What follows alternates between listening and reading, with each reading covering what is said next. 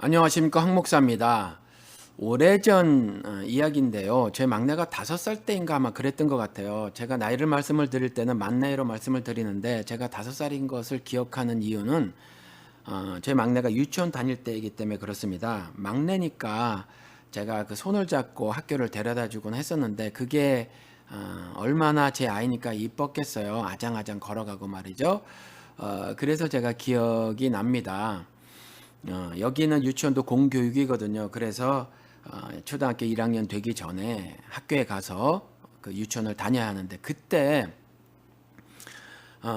우리 막내가 그 주일학교 때에 교사분께 그런 질문을 했었대요. 제가 기억이 나는데, 교사분께서 아마 복음서 말씀을 가르치셨던 것 같아요. 예수 그리스도를 통하지 않고는 아버지 나라 즉 천국에 갈 자가 없다라는 복음서 말씀을 가르치셨던 것 같은데, 그때 막내가 그렇게 질문을 했다는 거죠. 제 막내가 그러면 옛날 사람은요? 라고 질문을 했었대요.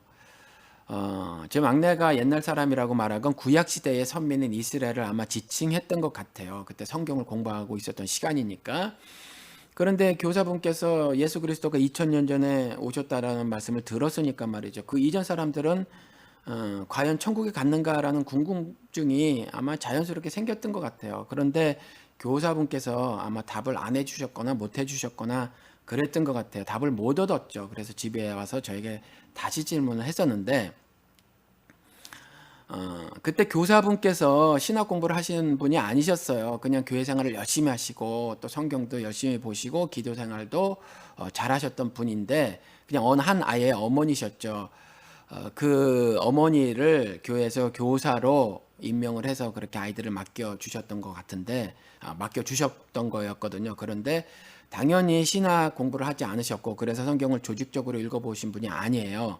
그러니까 답을 하기가 어렵죠. 물론 성경을 공부를 그렇게 조직적으로 하고 신학 공부를 했다고 하더라도 이 질문에 대해서 답은 쉽지 않습니다. 그러니까 사실은 현대의 많은 한국 기독교인들, 미국 기독교인들도 동일한데, 이 질문에 대해서 답을 알고 계신 분들이 많지 않죠. 물론 답이라고 해서 정답인지는 모르겠지만 신학적인 답이라도 할 수 있는 분들의 숫자가 많지 않다라는 거죠.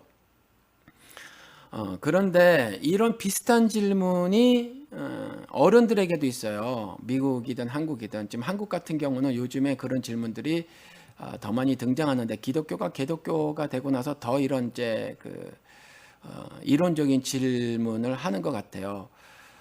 그러다 보니까 기독교인들 사이에서도 저절로 발생된 질문이 있는데, 뭐냐면 우리 조상들은, 예수를 몰랐던 우리 조상들은 지옥에 갔을까라는 거죠. 그런데 현재까지의 한국 기독교는 답을 그렇다라고 내놓고 있다라는 거죠.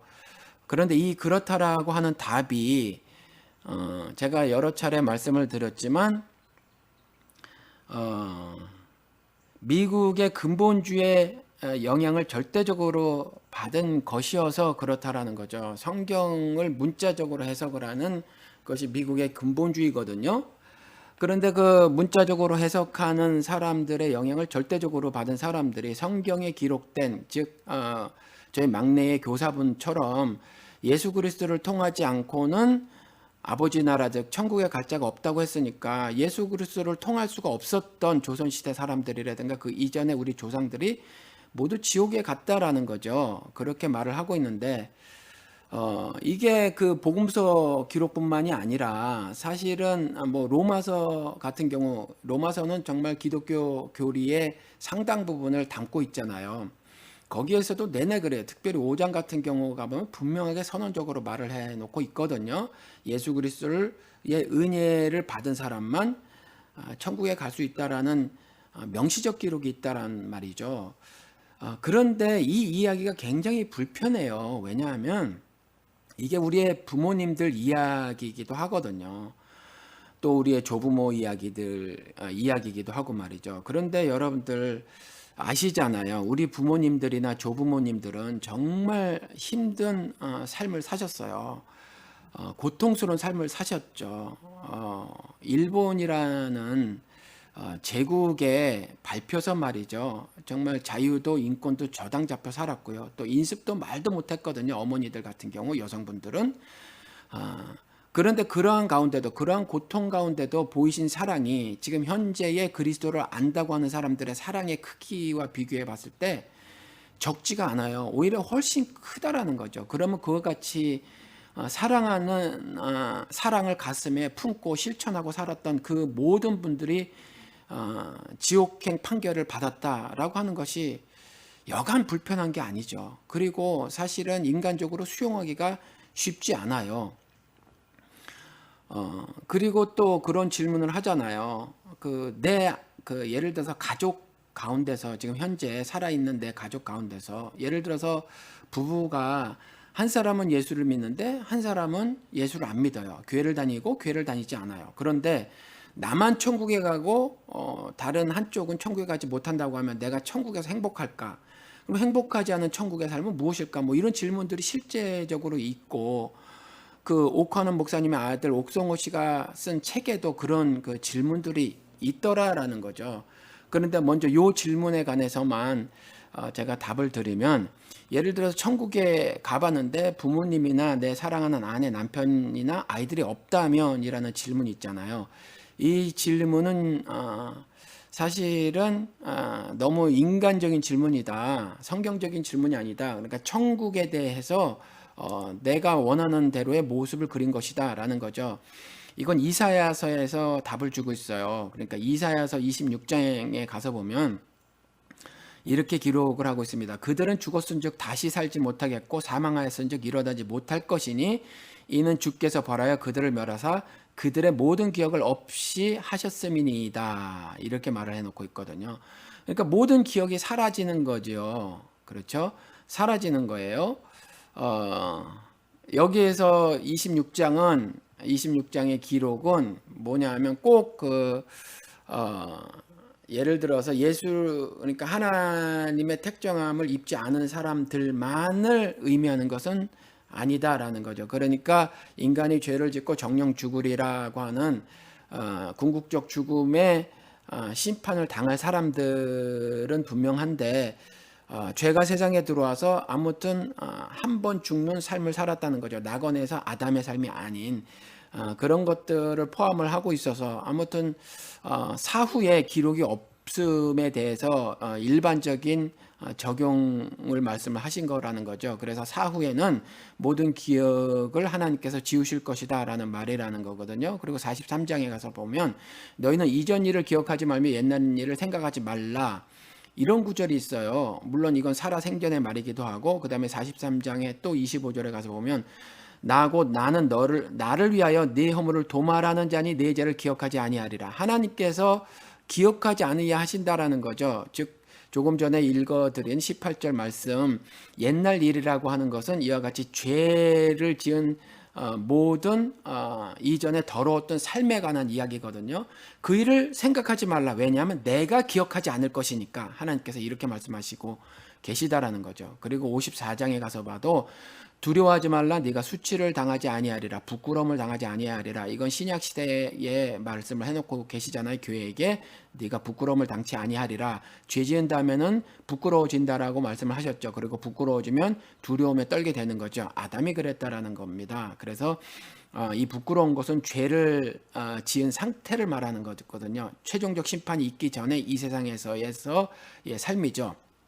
그리고 이제 이 부끄러움이 지워지지 않는 사람들, 이 사람들은 이제 영원한 심판을 당하게 되는데 하나님께서 이와 같이 부끄러움을 당하지 않게 해주시겠다라고 하는 약속을 해주신 장면이죠. 이사야서는 아시지만 궁극적 미래에 대한 예언서잖아요. 요한계시록에 기록된 그 새하늘 새 땅에 관한 이야기, 그리고 조금 더 가까이에서는 예수 그리스도의 이 땅에 오심, 즉 영생이라고 하는 것들을 누릴 수 있게 하시는 그 처음 사역 있잖아요. 거듭남을 해주시게 하시기 위해서 죽음을 이기시고 부활하심으로 승리를 거머쥐시는 기록을 담고 있는 것이 이사야서인데 그때에 그렇게 말씀하고 계시다라는 거죠. 그러니까 최종적으로 그 수치가 완전히 벗겨지는 상태가 사실은 예수 그리스도가 이 땅에 오시는 순간에 이미 발생이 되지는 거죠. 영생이라고 하는 것이. 그래서 두려워하지 말라. 네가 부끄러움을 당하지 아니하리라. 놀라지 마라. 부끄러움을 보지 아니하리라. 네가 네 젊었을 때 수치를 잊겠고 과부 때의 치욕을 다시 기억함이 없으리니, 이렇게 말을 해놓고 계시다라는 거죠. 동일한 어조로 계속 말씀하시는 거죠. 그리고 65장에 가서 분명하게 짚고 계시는 것이, 보라 내가 새 하늘과 새 땅을 창조하나니 이전 것은 기억되거나 마음에 생각나지 아니할 것이라 라고 말을 해놓고 있거든요. 그러니까 천국에서의 삶은요, 이와 같이 이전 것의 모든 부끄러운 것들이 기억이 되지질 않아요. 그러니까 혹시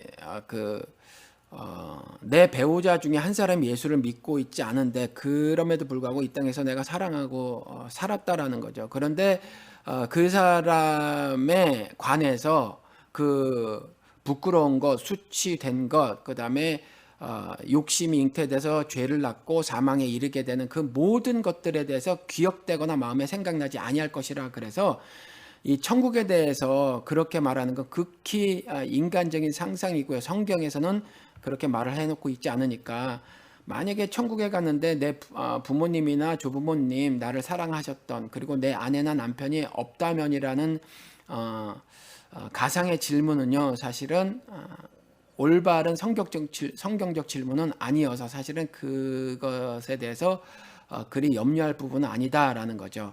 다시 말씀으로 돌아와서 그 원래 질문으로 돌아와서 사실은 그래서 우리 조부모님들의 그 정말 어찌 보면 우리가 채 감당도 하지 못할 우리 부모님이나 조부모님들의 고통 가운데서 보여주신 그 사랑들, 그리고 실질적으로 실천하신 그 사랑들을 보면 도무지 이분들이 지옥에 가셨다라는 것들이 수용이 되기가 어려워요. 그렇죠.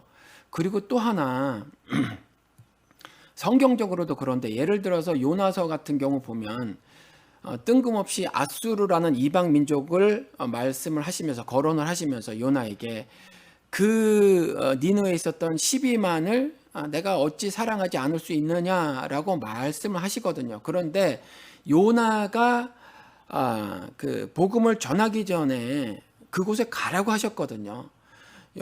그곳에 가서 멸망할 것이다. 죄를 돌이키지 아니하면 멸망할 것이다 라고 말씀을 하셨고, 그 말씀을 요나가 가서 전했을 때에 왕이 조소를 내려서 스스로도 머리에 죄를 뿌리고 옷을 찢고 금식을 선포하고 코로 기식하는 모든 것들에게 그와 같이 통에 자복하고 금식할 것을 명한단 말이에요. 왕이 조소를 내려서. 그러면은 이와 같이 회개가 벌어지기 이전에 요나를 보냈단 말이죠. 그러니까 이전에 이미 니느웨 사람들을 사랑하신다라는 것이 분명하단 말이죠. 그러면 이와 같은 이방인을 사랑하시는 것이 분명히 성경에 기록이 되어져 있다라는 거죠. 그리고 또 하나, 그리스도께서 이 땅에 오셨을 때, 즉 하나님께서 자신의 독생자를 이 땅에 보내실 때에 요한복음 3장 16절에 뭐라고 말을 해놓고 있냐면, 내가 세상을 사랑하사, 이렇게 말씀을 하시거든요. 그래서 보내시거든요. 그러니까 세상이라고 하는 것은 죄인이 구축한 세계를 세상이라고 하잖아요. 그렇죠. 그러니까 이 세상이라고 하는 성경적 정의는 그걸 말하고 있는데, 그 세상을 사랑하신다라는 거죠. 그래서 그리스도의 초림은 구원을 위해서 오신 것이라고 말씀을 드렸죠. 심판이 아니라 재림이 심판이고요. 그러니까 이와 같이 원수된 자를 사랑하시고, 이와 같이 나처럼 그 원수된 자를 사랑하라고 교회에게 말씀을 하셨다라는 거죠. 이와 같은 또 선언적 말씀들을 보면 여전히 우리의 조상들이 모두 지옥에 갔다라고 하는 말을 그렇게 쉽게 수용하기가 쉽지 않다는 거죠. 그렇죠. 그러니까 이게 사실은 굉장히 어려운 질문이에요. 저도 답을 사실 못 드립니다. 그럼에도 불구하고 한번 신학적 해결을 해보려고 하는 거예요. 그래서 제가 답을 드리지는 못하지만, 그래도 우리가 어느 정도 그 어떤 고정된 어떤 생각들을 좀 버려야 할 부분이 있거든요. 사실은 생각들은 늘 변해야 해요. 성경을 통해서 하나님께서 한 가지 말씀을 하는 것이 있다고 하면 뭐냐면 인생들에게 하시는 말씀이 있는 것을 한마디로 성경을 통해서 축약해라라고 하면 변해라라는 거거든요. 그 변화라는 것은 생각을 바꿔라, 마음을 바꿔 먹어라라는 거거든요. 그러니까 우리는 늘 주님 안에서 우리의 생각을 바꾸고 바뀌어진 생각에 따라서 행동도 바꿔야 하는 것이 우리 하나님을 신앙하는 사람들이거든요. 그러니까 이미 완성됐다고 생각을 하지 말고요. 사고의 동맥경화가 사실은 있을지도 모르는 거거든요. 우리 신자들의 삶에서도. 그러니까 미국의 근본주의의 절대적 영향을 받은 사람들의 가르침에 혹시 문제점이 있지 않을까라는 질문을 던져봐야 한다는 거죠. 그러니까 제가 지금 답을 드린다기보다는 이와 같이 우리가 지금 확정된 어떤 생각들 있잖아요. 신학적으로 그리고 신앙적으로 어떤 확정된 어떤 것이 있는데 이것에 대해서 혹시 오류가 있지 않을까라는 생각을 한번 해볼 필요는 있다라는 겁니다. 그런 차원에서 제가 한번 답을 구해나가 보겠습니다. 물론 정답은 아니에요. 그리고 이것은 성경에서 어떤 확실한 답을 제시하고 있지 않기 때문에 세상에 둘도 없는 신학자라고 할지라도 또 그 사람은 나름 자기의 신학적인 견해를 말할 수는 있지만 그것 역시도 말이죠. 정답이라고 말을 할 수는 없다는 거죠. 그러니까 제가 드리는 그 말씀도 여전히 정답은 아니에요. 다만 이제 좀 문을 열어놓자라는 거죠. 다른 어떤 해석에 관해서 이해에 관해서 문을 열어놓자라는 거예요. 제가 도구마 지금 현대를 살아가는 한국 기독교인들이 하나님을 섬긴다고 하면서 섬긴다고 하는 섬긴다고 하는 것 때문에 만드는 어떤 도구마 때문에 이웃 사랑을 실천하고 있지 못함에 대한 비판을 제가 했잖아요. 그랬을 때 살짝 사실은 말을 해야 하기도 했지만 우리가 성경에서 한번 요 말씀을 한번 생각을 해보자고요. 로마서에 가서 보면 물론 로마서 5장에서 예수 그리스도의 은혜에 의한 구원을 분명하게 말을 해놓고 있어요. 그런데 거기에 이런 말씀을 덧붙여 놓고 계신 것이 있거든요. 뭐냐면 죄가 율법 있기 전에도 세상에 있었으나 율법이 있을 때는 죄를 죄로 여기지 아니하였노라. 죄를 죄로 생각지 안 했다는 거죠. 그런데 그것이 죄는 죄였다라는 거예요. 그런데 죄를 죄로 여기지 아니하였다는 거죠. 그런데 이 질문이 이 답이 그 말씀이 말이죠. 해석이 예를 들어서 헬라어라든가 또 그 헬라어를 번역한 다른 번역서들을 보면 요것이 그냥 단순히 그것이 분명히 죄임에도 불구하고 인간들이 죄를 죄로 여기지 아니하였다라는 말이 아니에요, 사실은. 그런 그 앞에 전제가 없다는 거죠. 그러니까 율법이 없었을 때는 죄를 죄로 카운트하지 않았었다라는 어떤 그냥 원론적인 말만 해놓고 있다라는 거죠. 그럼에도 불구하고 죄는 있었고 그리고 죄로 인한 사망은 여전히 존재했다라고 말씀을 해놓고 있어요. 그러니까 어떤 것은 그 율법이 있기 전에 어떤 것은 죄로 여겼지만 죄가 아닌 부분도 있을 수가 있고요. 또 죄가 아니라고 여긴 부분도 죄인 경우도 있었다라는 거죠. 그렇죠.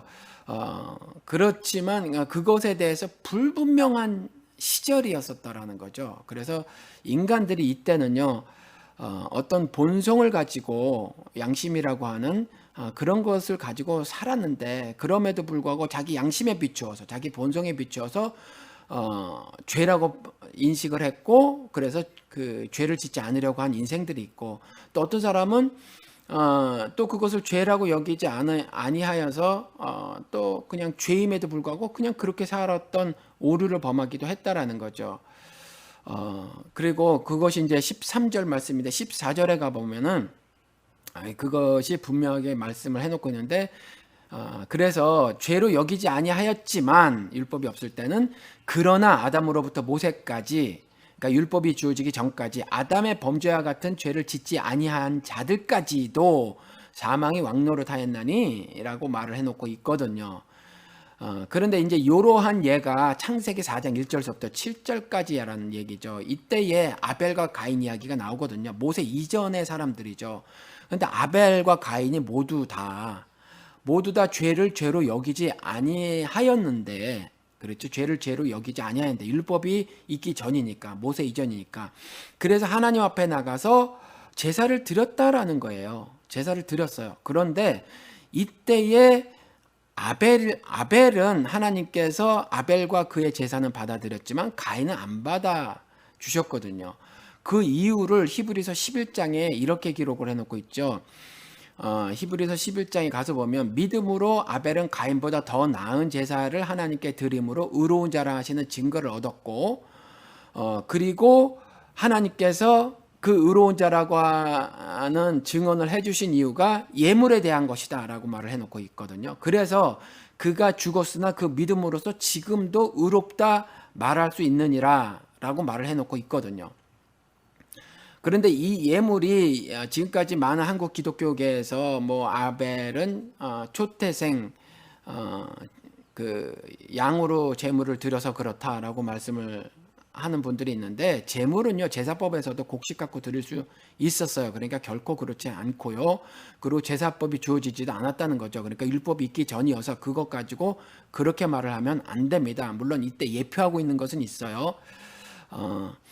그런데 아무튼 여기서 더 나은 제사, 즉 예물 갖고 한 것은 사실은 말라기서 1장에 가서 보면 그것이 사실은 평소의 이야기였다라는 거죠. 사실은 그 예물, 그때 드렸던 예물 자체가 아니라 뭐였냐 하면 말라기서 1장에 가서 보면 제사장들이 더러운 예물을 드리는 예가 나오거든요. 그게 6절에 가서 보면 내 이름을 멸시하는 제사장들아 그러면서 하나님께서 비판의 날을 세우신단 말이죠. 그래서 난 만군의 여호와가 너에게 이르기를 아들은 그 아버지를 종은 그 주인을 공경하나니 내가 아버지일진데 나를 공경함이 어디 있느냐. 그러니까 이들이 제사장들이 예물을 드리기는 드렸어요. 가인처럼 드리긴 드렸는데 그 마음에 아버지를 공경함이 없었더라라는 거죠. 그렇죠. 그리고 또 하나 내가 주인일진데 나를 두려워함이 어디 있느냐. 하나님을 두려워하는 것이 모든 지식의 근본 즉 시작인데 하나님을 두려워함이 없었다라는 거죠. 공의 하나님에 대해서. 그래서 하나님이 이르기를 그러니까 이들이 뭐라고, 제사장들이 하나님의 이름을 멸시하는 제사장들이 뭐라 그러냐면은 우리가 어떻게 주 이름을 멸시하였나이까 하는도다. 이들은요 죄를 몰랐던 거죠. 이후에도 역시 동일하다라는 거죠. 가인도요 자신이 자신의 죄를 몰랐다라는 거예요. 그런데 하나님은 이들을 지금 말라기서에 있는 사람처럼 또 가인처럼 가인에게 말한 것처럼 동일한 말씀을 하시는 거죠. 나를 공경함도 없고 나를 두려움도 없었더라라는 거죠. 그것이 예물을 보면 안다라는 거예요. 예물을 보면 가인에게도 동일한 말씀이고, 그러면서 7절에 바로 너희가 더러운 떡을 나의 제단에 드리고도 말하기를 우리가 어떻게 주를 더럽게 하였나이까 하는도다라는 거죠. 그 예물을 보니까 떡을 드렸는데 그 여호와의 상에 떡을 올렸는데 그 떡이 더럽더라. 그러면 이 제사장들이 뭐 땅에 흙을 묻혀서 드렸겠어요. 그 말씀이 아니라 그 더러운 떡을 드리는 그 마음을 말했던 거거든요. 주의 이름을 멸시하였던 것을 말하는 거거든요. 경히 여겼던 걸 말하는 거예요. 가볍게. 그래서 8절에 또 이어서 말씀하시기를 만군의 여호와가 이르노라 너희가 눈먼 희생 제물을, 그러니까 떡 이어서 계속 그 제물에 대해서 비판을 하시는 거죠. 너희가 눈먼 희생 제물을 바치는 것이 어찌 악하지 아니하며 저는 것 병든 것을 드리는 것이 어찌 악하지 아니하냐. 이제 그것을 너희 총독에게 드려보라. 그가 너를 기뻐하게 했으며 너를 받아주겠느냐라고 말을 하는 거죠. 제가 그래서 저희 교회 설교할 때 세금 속이는 돈 헌금 가져오지 마세요라고 누차 말씀을 드리는 거거든요. 말씀을 드렸거든요. 동일해요. 불의한 행함을 하면서 예를 들어서 이랜드의 그 사장인지 회장인지 하는 사람이 드리는 모든 헌금을 하나님께서는 기뻐하지 않으신다라는 거죠. 그가 그와 같은 악행을 저지르면서 헌금을 한다고 해서, 또 정몽준도 자신이 기독교인이라고 예배 참석하잖아요. 이명박도 마찬가지고 이들의 모든 재물을 하나님께서 기뻐받지 않으신다라는 거죠. 그들의 탈세를 보시자고요. 그리고 그들의 그 착취를 보자고요. 그리고 그들의 1%를 위한 다수에 대한 그 폭력, 뭐 이런 것들을 보시자고요.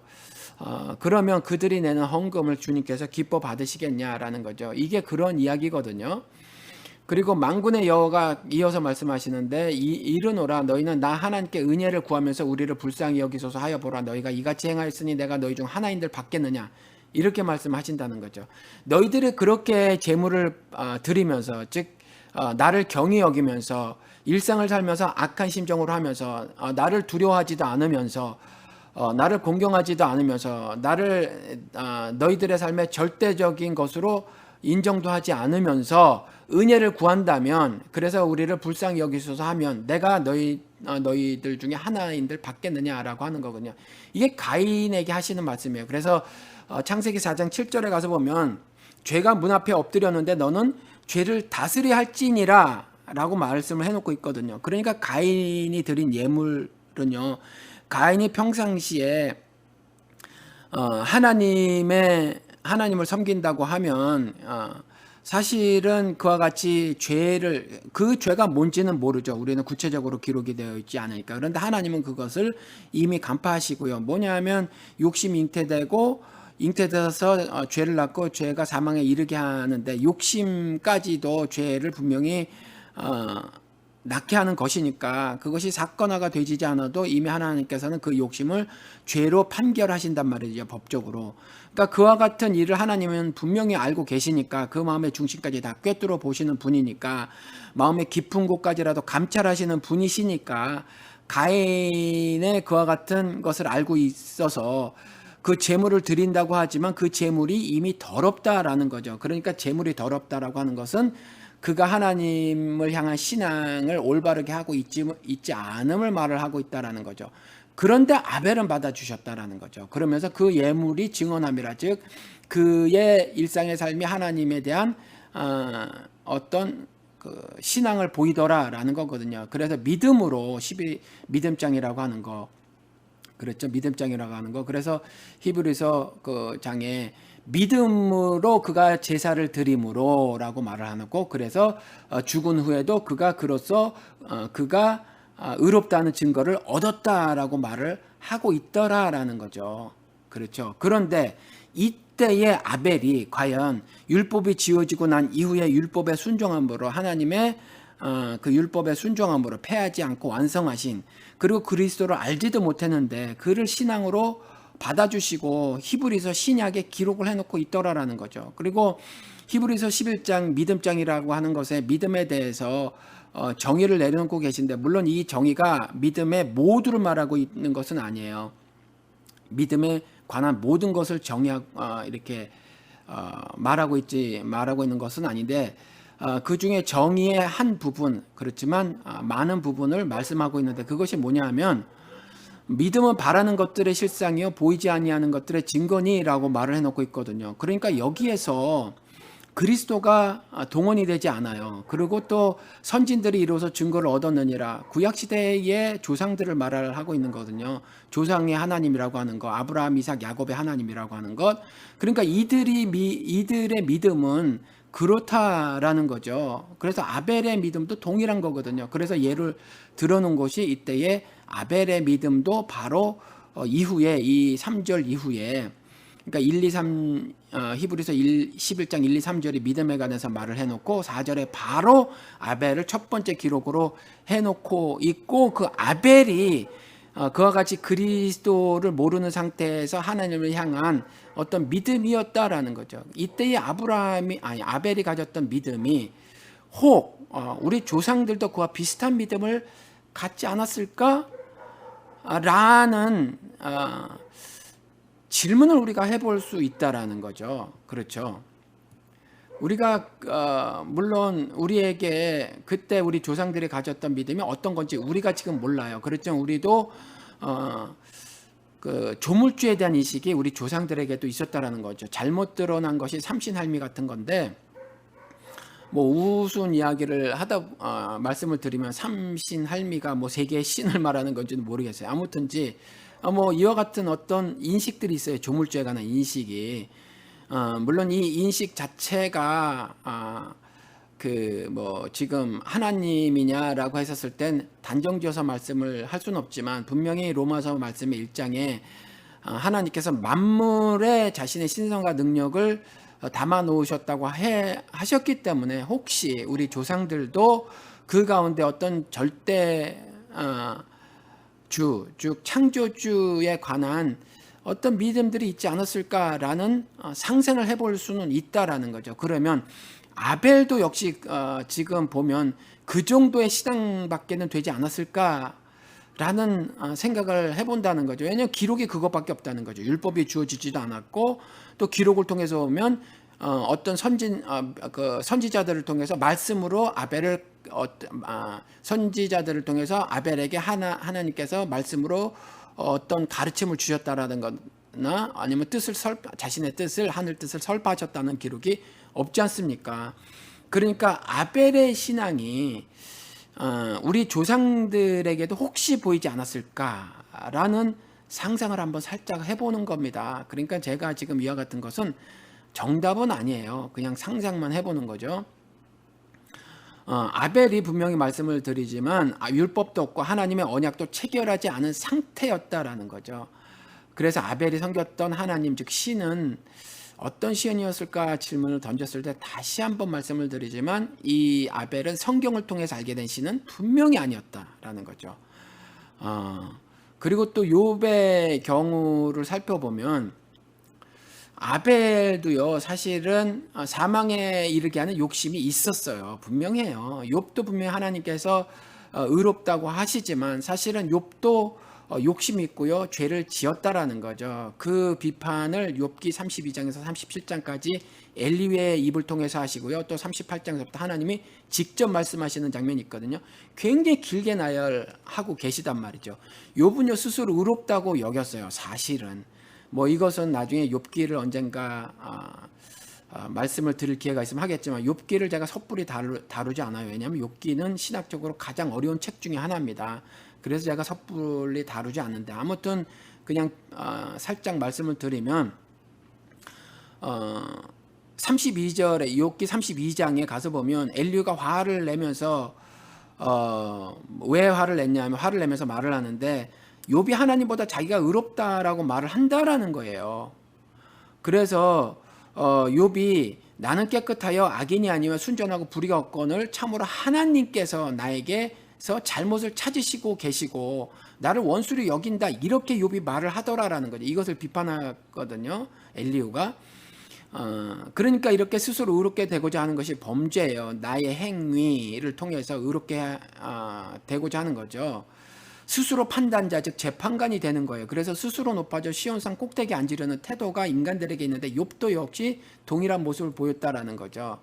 아벨도 마찬가지였겠지만 사실은 욥이 하나님을 신앙하는 믿음이 있었어요. 그렇지만 이와 같이 죄를 지을 때도 사실은 그의 인생에서 상당 부분 있었고 그것에 대해서 지적을 이렇게 길게 해놓고 계시더라라는 거죠. 굉장히 긴 부분이에요. 사실은 욥의 죄를 비판하시는 것이 길게 쓰여져 있다는 거죠. 그러니까 아벨도 역시 의롭다는 증거를 얻었지만 그것이 하나님의 절대 은혜에 의한 법적 선언이라는 거예요. 우리가 칭의라고 하는 거. 그렇죠. 이건 은혜에 의해서 얻어지는 거죠. 아벨도 역시 우리와 동일한 죄를 지었음에도 불구하고 그와 같이 죄를 다스렸다라는 거죠. 그렇죠. 하나님을 신앙하는 그 신앙으로 죄를 다스렸기에 그의 예물을 더럽다 하지 아니하시고 받아주셨다라는 거죠. 그러니까 이와 같이 사실은 불분명한 아벨의 믿음, 즉 성경을 통한 믿음, 하나님과 언약을 체결하지 않은 상태에서의 믿음, 이러한 믿음이 우리 조상들이 조물주라고 알고 있었던 것, 즉 조물주라고 알고 있었던 것은 만물에 담아놓으신 하나님의 신성과 능력을 어느 정도 인지해서 조물주라고 인식하지 아니하였을까 라는 것을 말씀을 드리는 거죠. 물론 저는 분명하게 만인 구원설을 주장하는 건 아닙니다. 주장하는 건. 그래서 우리 조상들 가운데 상당히 많은 분들이 지옥에 갔음을 저는 전혀 부정하지 않아요. 그랬을 거예요, 분명히. 그래서 만인 구원설을 말을 하는 것은 아니고요. 이때 이와 같이 하나님을 신앙하는 사람들이 있었고 그래서 무언가 인간은 인간적으로 생각해 봤었을 때는 분명히 그렇게 살 수 없음에도 불구하고 하나님께서 그 가슴에 심어 놓으신 자신의 사랑 때문에 자신을 절대 절대적으로 희생을 해가면서 그와 같이 사랑을 실천한 것이 아닌가라는 추정을 제가 해보는 거예요. 그래서 그냥 이것은 문을 열어놓자, 우리가 단순히 쉽게 우리 부모님들, 우리 조상들이 천국에 갔을 거야라고 말을 하지 말고, 또 그 말을 해서도 안 돼요, 우리는. 그리고 또 왜냐면 모른다는 거죠. 그리고 또 하나는 그들 더더욱 하지 말아야 될 일은 그들에게 모두 지옥 판결을 내리는 일은 더더욱 해서는 안 됩니다. 그거는 어떤 거냐면 스스로 높아져 시온산 꼭대기에 앉는 거고요. 하늘에 올라 하나님 자리에 차지하려고 하는, 하나님 자리에 앉으려고 하는 사탄의 행위에 다름 아니다라는 거죠. 그래서 우리의 조상들에 대해서 모두 다 지옥에 갔다라고 하는 그런 법적 판결을 내리는 것은 결코 성경이 우리들에게 허락한 일이 아니에요. 그래서 그러한 일들에 대해서는 우리가 그냥 여전히 문을 열어놓고 신앙생활을 해야 할 줄 믿습니다. 그래도 우리가 신앙생활을 하는 것, 그리스도를 우리의 신앙의 대상으로 삼는 것에 아무런 문제가 되거나 방해가 되지 않으니까 우리가 그렇게 신학적인 그리고 신앙적인 문을 열어놓고 살아야 할 것이라고 저는 개인적으로 생각을 합니다. 다시 강조해서 말씀을 드리는데, 한국 기독교에서는요 절대적으로 미국의 근본주의 영향을 받았는데 그것이 나쁜 영향이었다라는 거죠. 많은 것이 좋은 영향도 있어요. 그런데 이와 같이 사회 문제를 돌아보지 않는 개인적인 이기적인 신앙이고요. 또 하나는 이와 같이 문자적인 이해를 지나치게 해서 이와 같이 함부로 판단자의 입장에 서고 말이죠 하는 것들이었다라는 거죠. 그래서 이와 같은 일들을 우리가 좀 더 고민을 하고 고쳐야 될 점이 없을까를 늘상 신앙생활을 하면서 말씀으로 날마다 우리의 인생관, 역사관, 가치관, 세계관들을 변화시키는 개혁, 그런 것들이 신자로서의 삶인데 이와 같은 일들을 하시는 여러분들 되시길 바랍니다. 답이 정확치는 않지만 여러분들이 제가 이 굳이 만든 이유를 충분히 좀 이해를 하셨으면 좋겠고요. 감사합니다. 마치겠습니다.